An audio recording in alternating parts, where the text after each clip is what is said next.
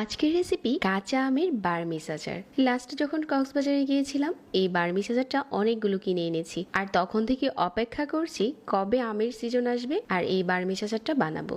আচারটা খেতে অনেক টেস্টি হয়। আজকের রেসিপিটা একটু কষ্ট করে দেখে ঝটপট বানিয়ে নিতে পারেন। রোদের ঝামেলা ছাড়া আচারটা 1 বছর ভালো থাকে। আম কেটে নিয়েছি, প্রথমে খোসা ছাড়িয়ে নিয়েছিলাম আর মাঝ বরাবর কেটে নিয়েছি। এমন টাইপের আম নিতে হবে বার্মিস আচারের জন্য যাতে আটিটা একটু শক্ত হয়। তারপর হচ্ছে এরকম করে স্লাইস করে নিতে হবে। স্লাইসগুলো কিন্তু খুব বেশি পাতলা হবে না।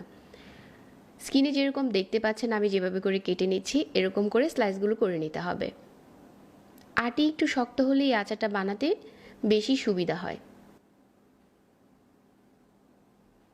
তো এখন হচ্ছে আমের স্লাইসগুলো করে নেওয়া হয়ে গেছে। 1 কাপ চিনি দিয়ে দিচ্ছি। আমার এখানে আম ছিল প্রায় 1 কেজির মতো। সাথে 2 চা চামচ দিয়ে দিচ্ছি সিরকা।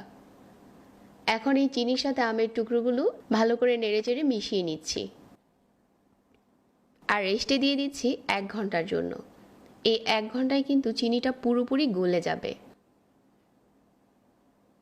এখন চিনিটা এরকম গলে গেছে আর অনেকটা পানি উঠেছে। এখানে এক্সট্রা পানি দিয়ে আচারটা বানানো যাবে না। চিনি থেকে যে পানিটা উঠেছে এটা সহ হচ্ছে আমি প্যানে দিয়ে দিলাম। একটু নেড়েচেড়ে এই প্যানটাকে নিয়ে চুলাতে বসিয়ে দিচ্ছি। মাঝারি আঁচে জাল করে নিতে হবে। যখন দেখা যাবে যে এরকম ফুটতে শুরু করেছে ওই পর্যায়ে চুলার আঁচ কমিয়ে দিতে হবে আর মাঝে মাঝে হালকা হাতে নেড়ে দিতে হবে। তো এভাবে বেশ কিছুক্ষণ জাল করে নেওয়ার পর এখানে 1/4 চা চামচ করে গুঁড়া মশলা দিয়ে দিচ্ছি। মরিচের গুঁড়া আর হচ্ছে হলুদের গুঁড়া। এটা খুব বেশি ঝালের কাজ করবে না, যাতে দারুণ একটা কালার আসে। মরিচ আর হলুদটা খুব ভালো করে মিশিয়ে নিচ্ছি। এখন দিয়ে দিচ্ছি 1/2 চা চামচ লবণ। আর এই আচারের জন্য একটা স্পেশাল মশলা বানিয়ে নিচ্ছি। এই মশলাটার কারণে আমাদের বার্মিস আচারটা এত স্পেশাল হবে। এখানে দিয়ে দিচ্ছি 1 চা চামচ মৌরি, 1/2 চা চামচ কালো জিরা, 1 চা চামচ জিরা আর 1 চা চামচ আস্ত ধনিয়া, 2টা শুকনা মরিচ, 2 টুকরো দারচিনি আর 2 টুকরো এলাচ, অল্প একটু তেজপাতা। এগুলো হালকা ভেজে আধো ভাঙা করে গুঁড়ো করে নিচ্ছি। আর ততক্ষণে কিন্তু আমাদের আচারটা অনেকটাই দেখা যাচ্ছে যে এরকম স্বচ্ছ হতে শুরু করেছে। এটা কিন্তু খুব বেশি নাড়াচাড়া করা যাবে না আর আমের স্লাইসগুলো কিন্তু গলে যাবে না। যে মশলাটা ভেজে নিয়েছিলাম এটা আধা ভাঙা করে গুঁড়ো করে নিয়েছি, এখন আচারের উপরে দিয়ে দিলাম। দিয়ে আরও কিছুটা টানিয়ে নিচ্ছি।